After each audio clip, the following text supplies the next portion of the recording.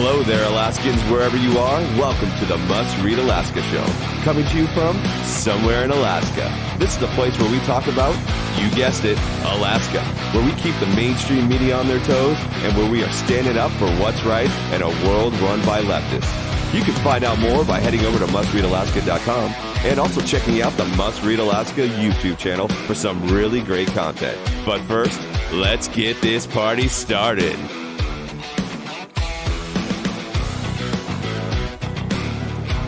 What's good, Alaska? This is Scott Levesque, and you're listening to the Midweek Edition of the Must Read Alaska podcast. Now, I know it's coming at you a little late, and I apologize for that, but we have so much to talk about. But before we get into that, if you could go ahead and give us a 5-star review, that would be greatly appreciated. That helps us with search results, people looking to find Alaska politics, and this particular podcast, where and how they download their podcasts. And if you just want to take that extra step, go ahead and leave us a written review. We love hearing from our listeners. You guys are important to us, and we love hearing your feedback as well. So if you could take a moment to do that before continuing on, that would be great. Now, as we move on, there is so much to talk about. This week has been an incredible cavalcade of information, decisions, botchery, all of it. It has been incredible. And before we begin, I just have to say, I am astounded by our readers and our listeners and our supporters. Thank you so much for continuing to help Must Read Alaska grow. We are putting out more content than ever. We're committed to making sure that the news is shared and spoken and written equally and fairly, and it's because of listeners and readers and supporters like you that we can make this happen. So thank you. Well, that being said, let's dive right in. There has been a lot going on this week. Here in Anchorage specifically, there's been a lot at the assembly level and some of the new mandates, or I guess we could say easing of executive orders or emergency orders. But before we get in there, let's talk about Governor Dunleavy's State of the State address here that happened this week. A lot to talk about in there, of course, as usual, but I don't want to just go through it as a whole. I want to highlight a couple things. And of course, some of the most important aspects of this State of the State address is the PFD and what's that going to look like this year. Clearly, the state has a gap in the budget that they're trying to fill.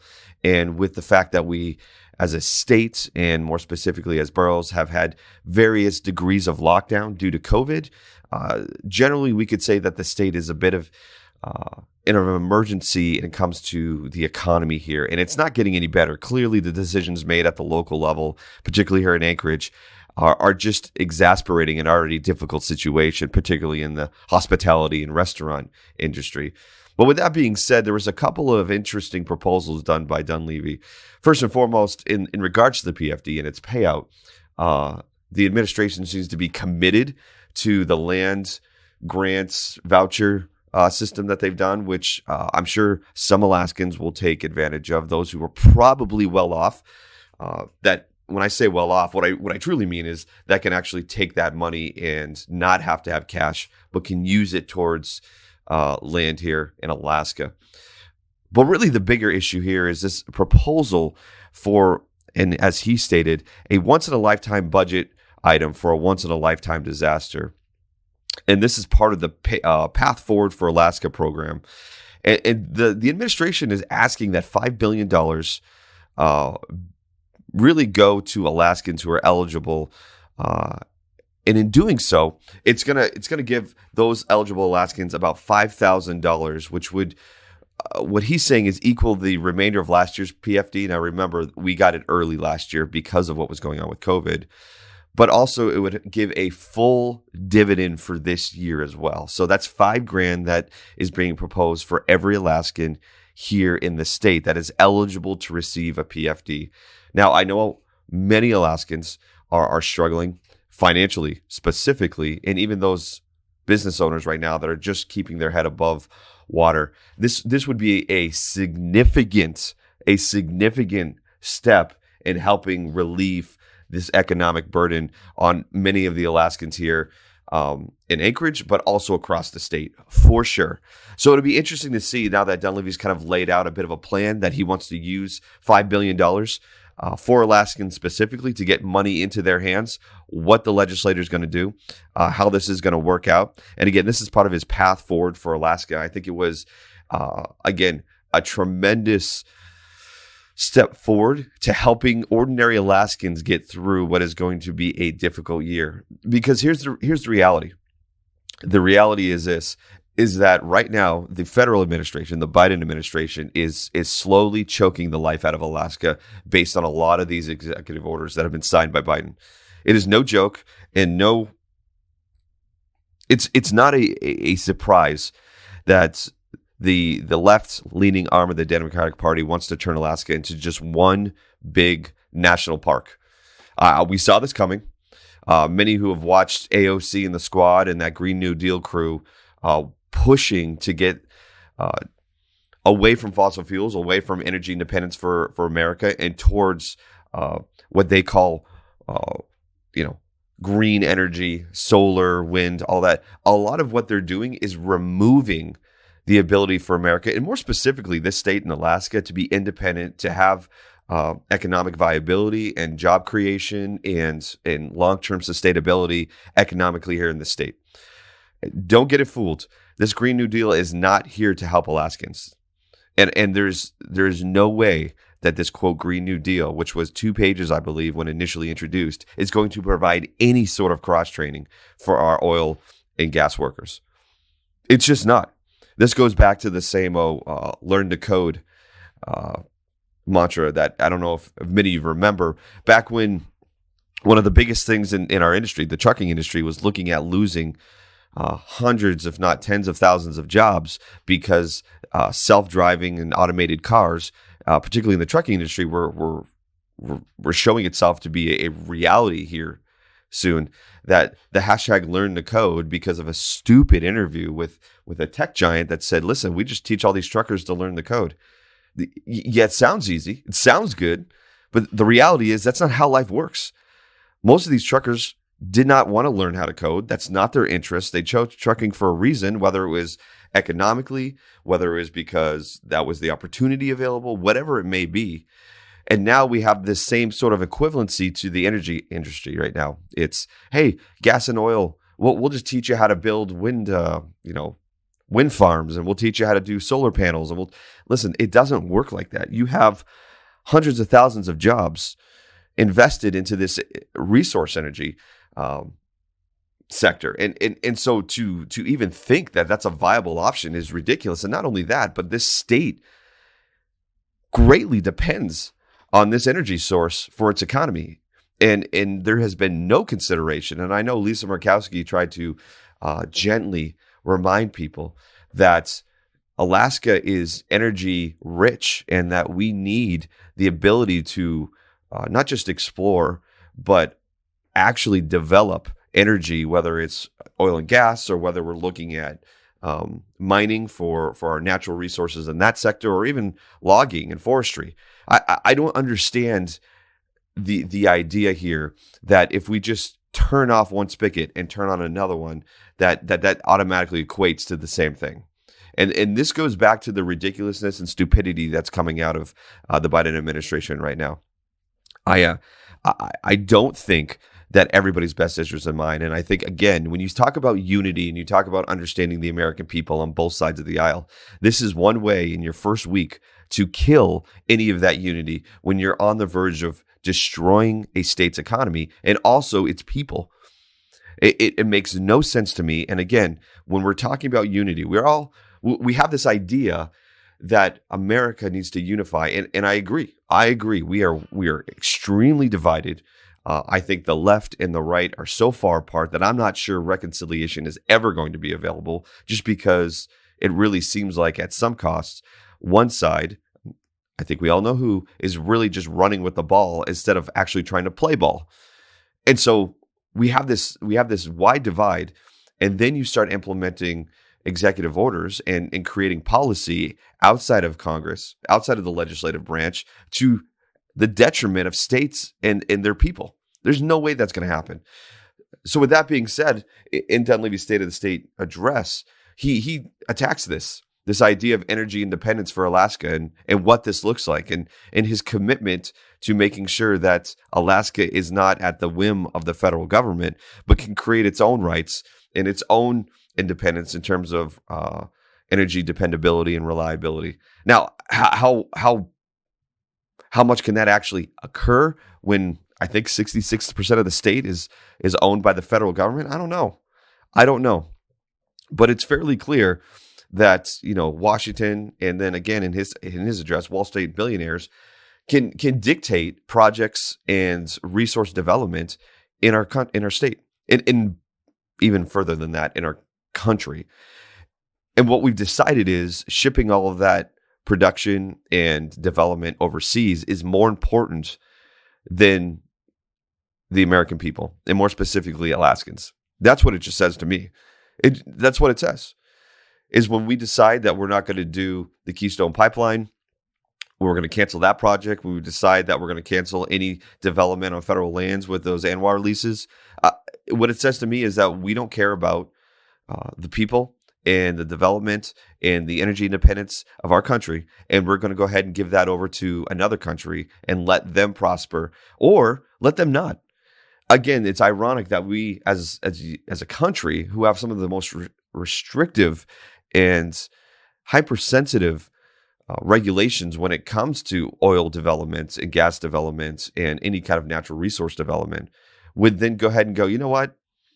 Even though we have probably one of the best and cleanest ways to do this type of resource development, we're going to ship it over to another country that does not care as much as we do, that does not take the same precautions, does not have the same regulations as America does.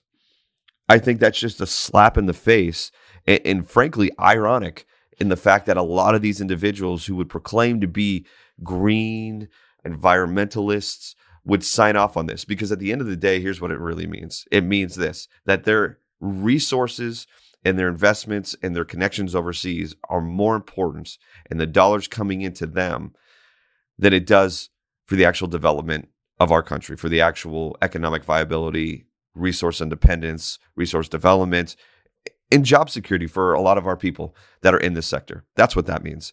So, hey, listen, I'd love to hear from those who are in the oil and gas industry, those who are in the mining industry and the forestry industry, logging. What do you think of this? I mean, what is your opinion when it comes to the fact that the federal government has essentially said your job is not only not worth our time, but the fact is that if you want a job, you're going to have to switch over all of your training to these alternative energy sources. Are you wanting to do that? Is that what you signed up for when you went to Kenai Peninsula College and did instrument teching? Is that what you signed up for? Again, it's less to do with about progress and more to do with about the paycheck.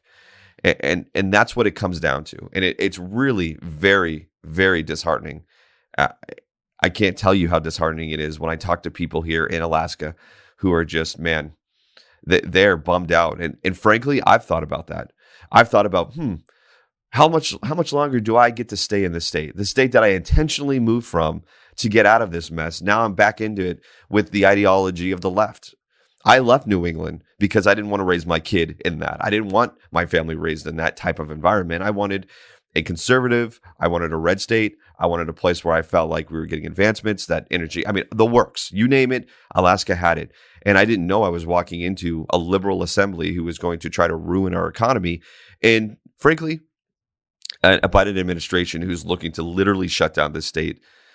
And I say literally because I'm not trying to be hyperbolic. The policies already enacted based on these executive orders have been devastating. It's going to devastate the state. Our economy is in a chokehold, and he's only tightening the grip.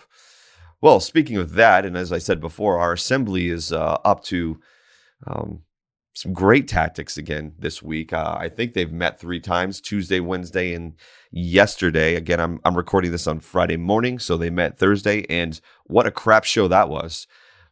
People came out in droves to let the assembly know how they felt about various topics, and one of the most intense ones have been this plan to go from EO to AO, and essentially it's going from emergency orders to more of ordinances or law, and these are all based on the emergency orders currently out there. And obviously, the biggest one to talk about is the mask mandate, and the fact that this assembly wants to turn the mask mandate into law. Okay. They want everybody to be held accountable to be wearing a mask regardless. It's no longer a choice. It's by law. So if you don't do it, there's a penalty. I don't know if you've seen the actual draft of the AO 2021-13, I believe it is. I know if you can't find it anymore, and I'll tell you why that is, but it was up on Assembly member Jamie Allard's page, and she had a screenshots of each page, and essentially it requires everybody that leaves their house to wear a mask, regardless of where they are, including children at sporting events. I mean, it is preposterous. It is going to be a disaster. I don't know how law enforcement is going to be able to enforce that, but in that ordinance, it does talk about using the full extent of the law to ensure compliance, which to me seems crazy. That seems so asinine and so ridiculous and such a misuse of municipality resources that it's ridiculous. But listen, this is the same municipality that had 10 squad cars and a SWAT team down the street during 2 weeks ago when they had an assembly meeting because there was fear that something bad was going to happen. The only fear is that people are seeing who this assembly is and what they stand for and what they're trying to do, as opposed to the wool that maybe some people felt was over their eyes during the beginning part of this pandemic. And now they're trying to turn mask mandation into law, which is only going to create a powder keg that will be beyond the control. And what I mean by that is that people are going to look to remove assembly members by recall more and more now. I guarantee you, Felix is just the beginning of this. You're going to have more and more people looking to remove assembly members from positions because they do not represent their constituents. Now, there's been already attempts to remove acting Mayor Austin Quinn Davidson. I know Perez Verdilla has been attempted to be removed. Meg Zelatel has been attempted to be recalled, and these recalls have been denied with the exception of Felix. And I don't know if this is breaking news for anybody. I don't think so, but Felix Rivera has been, he will be on the ballot for removal. That recall effort has passed through, and he is the first to be on the ballot in April. So, listen, there is a real wave of distrust and frustration and anger, and all of this is because of the decisions and political, not just ideology, but policy being put out there by this assembly. And so when I see assembly members in the middle of testimony get up and walk out, and what I mean by assembly members, I mean Christopher Constant and Meg Zelatel get up and leave because they don't want a community member, a person of this community, to speak to them. It is preposterous. Of course, if some of you have seen it, if you haven't, go ahead and go to the Must Read Alaska YouTube page, youtube.com/mustreadalaska, and you'll see Bernadette Wilson gets up to speak. Christopher Constance makes a motion to deny her the ability to do so, thus enacting the next person, who then offers his testimony up for her to talk about it. And both Christopher Constant and Meg Zelatel leave. This is your assembly, ladies and gentlemen. This is your assembly who does not care to hear from your people, who does not care to sit there and listen to the fact that they have destroyed lives by the policies that they've enacted. They've destroyed businesses, people's livelihoods. They've put people in positions of stress, depression. It is them. You can't run away from the fact that your policies have done this. And to say otherwise is to blame shift over and over and over again. It is enough now. It is enough. And anything else, any other decision made, and any other, pointless speech about how, this is the toughest decision, or, we don't like to do this, or whatnot. Listen to the people. Listen to the people that have elected you to represent you. Now, I will say this. Anchorage, everybody within the municipality, I'm going to tell you this right now, and I've said this, I've beat this drum over and over again. And if you don't listen, if you decide that this is not worth your time, then you have no room to complain. And I'm very clear on this. If you do not vote, and the policies that have acted have affected you, and this time around, when assembly seats are up, when the mayor race is going on this April. Well, I guess voting up until April 7th or somewhere around there. If you do not vote, you have no room to complain. None. And I'll tell you why. It's very, very simple. Because you have the opportunity to get the people that have done you wrong, the people that have enacted policies that have created stress, anxiety, depression, whatever it is that I've heard. I've heard it all. That the decisions and policies put into place have created such tension amongst the community and the assembly. If you do not vote, you have no room to complain. None. None. You have no room to complain. So what am I asking you? I'm asking you to get out there and vote. I'm asking you to mail in your ballot and make sure that your voice is heard. Because at this point, that's the only thing that's going to change. The municipal clerk has shown that it's going to take an act of God to start getting these recall efforts through. There have been denial after denial of certain assembly members when it comes to the recall effort. The only recall effort that's actually gone through is Felix. And now you have an assembly that is making decisions and doing things that are directly affecting you. Listen, we can talk about national, we can talk about federal level, we can talk about whatever you want, but the reality is your day-to-day is dictated at the local level. And it's about time that our community stops sleeping on the importance of this and actually gets out there and votes. I don't want to see anymore that an assembly member in a district that has 18,000 people gets 10% of the vote. Or excuse me, that 10% of that district votes. So 1,800 people. I don't want to see that anymore. I don't want to see that 12% or 15% or 20%. Listen, we all have been affected by the policies enacted by both the administration specifically and by this assembly. And do not, like I said last time, be tricked and fooled into the assembly saying to you, oh, we just voted to extend the declaration of emergency. We have nothing to do with the emergency orders. That's crap. The reality is that their extension of the declaration of emergency directly impacts those emergency orders because they are essentially saying, you know what? We don't want to be the legislative branch. We don't want to actually do our job. We're going to punt that over to the administration and let them take the heat. It's absurd. When Perez Verdilla was trying to make that claim a couple weeks ago that, oh, no, listen, we're just doing the declaration of emergency extension for 90 days. We don't have anything to do with the emergency orders. That's crap. That's crap. Do not let them fool you. Do not let them fool you because the reality is they know exactly what they're doing. They know exactly what they're doing. And I mean, we're talking about small stuff too. Listen, this assembly is just unbelievable. I mean, for crying out loud, this past assembly meeting at Tuesday, when uttering the Pledge of Allegiance, the portion of under God was left out. You think that was a mistake? You think the chairman, Felix, who asked this individual to come and say the Pledge of Allegiance, that was a mistake? It was an accident? Come on.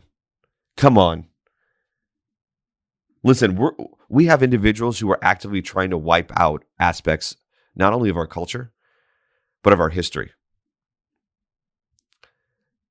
And if that's the kind of community you want, if that's the municipality you want, if you want that your history to be wiped out, regardless of what it is, then go ahead. Continue to allow these individuals into office. But here's my point. My point is this, is that it really feels like there's a shaping and shifting of this assembly to a particular ideology. And if you're not happy with that, then my encouragement to you is you better vote. Because anything otherwise, I don't want to hear from you. And I'm sorry that hurts your feelings, but the reality is the reality.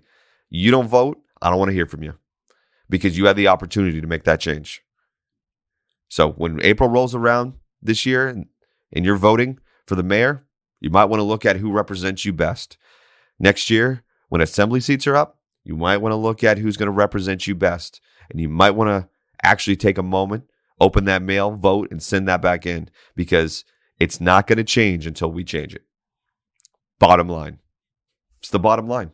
That's all it is. Well, some things are easing up. I mean, there is some good news. We've got Austin Quinn Davison deciding that she's going to change some of the emergency orders. Restaurants can go to 50% capacity. Stores can go to 50% capacity. Gyms can be opened. The limits are still at about 10 inside, 30 outside when it comes to those. When it comes to those gathering, either in a restaurant or whatnot. Bars can't serve alcohol after midnight, so that's been extended. But also, interesting, residents may not have physical contact with people outside their homes. Interesting. Okay. Sounds very interesting. We're still not allowing indoor sports within the municipality, but we can make sure those bars and restaurants are open. And why is that so interesting? Well, the alcohol tax goes into effect here. Are they even trying to hide it? That most of the decisions made and the policies enacted are not motivated by health or for the safety of people. No. And can you feel my sarcasm voice working in here? No. See, we're trying to make sure that we can pay for everything. Yeah, that's it. So now there's a new 5% alcohol tax that's going to be going into effect that same day. Convenient that we're going to open things up a little more when the 5% alcohol tax goes into effect. Come on, people, wake up. Just please wake up. You can't keep sleeping like this. Just remember. I know that there's a romanticism about the federal level, but I keep telling people this when they talk to me about, things that have a broader impact. When they tell me about the federal level and all the things that possibly could go on, I'm telling you this. That's great. Right now, it's the local level that's affecting everybody. And this is just another example of how, is it really about the health or is it really about the politics? Is it really about the idea of conveniently, we're opening back up to 50% capacity when the alcohol tax is in effect? Come on, people. Come on. Wake up. I can't be the only one thinking like this. And right on cue, listen, this is another example of how people are done. The Matanuska Brew Pub in downtown will have a cute little Assembly member Dunbar cutout for you to look at. If you haven't had a chance, why don't you go ahead and just check it out? You can look at it on our mustreadalaska.com website. It's under the title Pub Rebellion. Bars say they're done with Dunbar. And there's this hilarious cutout of Forrest Dunbar, current Assembly member for District 5, that says, "I'm Forrest Dunbar, and I voted to tax the beer you're about to drink. Now I'm running for mayor." It's hilarious. Very ingenious. But again, this is just going to the fact that people are beginning to get sick, even of the people that they even voted for. Now, keep in mind, this alcohol tax goes into effect February 1st, the same day that the 50% capacity increase happens. Ironic. But again, just another indication that people are done.